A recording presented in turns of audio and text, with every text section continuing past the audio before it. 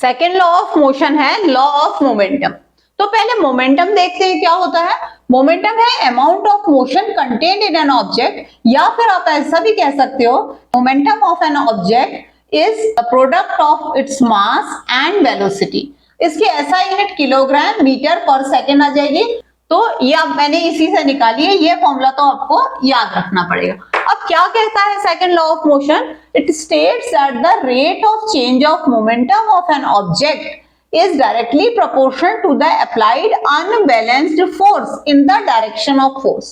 ठीक है, direction of force इसलिए कह रहा है कि वेक्टर क्वांटिटी है फोर्स, और ये कह रहा है अप्लाइड अनबैलेंस्ड फोर्स। याद करो फर्स्ट लॉ ऑफ मोशन क्या था, वहां पे उन्होंने कहा था an object resist any change in its state of uniform motion और rest until or unless an unbalanced force is applied on it।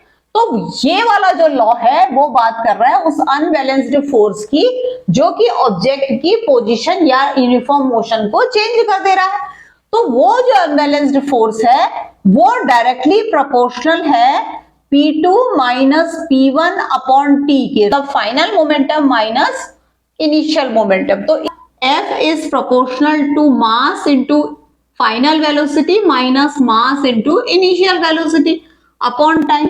सो आ गया F proportional to M V minus U upon T। देखो familiar quantity आ गई, F proportional to M into A।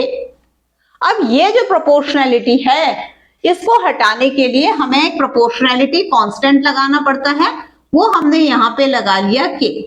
इस तरह से इसकी यूनिट चूज की गई कि K इक्वल टू आ गया आपका 1, हेंस F इक्वल टू आ गया है मास इनटू एक्सीलरेशन।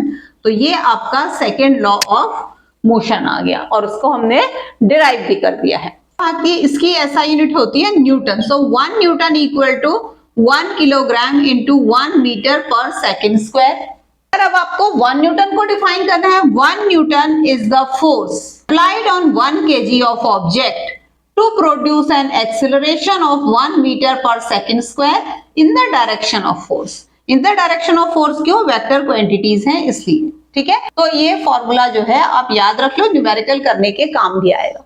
एक चीज और बताती हूँ कि अगर आप यहाँ पे आपको फोर्स को बढ़ाना है तो या तो आप टाइम को कम कर दो, या तो आप V माइनस यू को बढ़ा दो, या तो आप मास को बढ़ा दो, तो अपने आप ही फोर्स बढ़ जाएगा।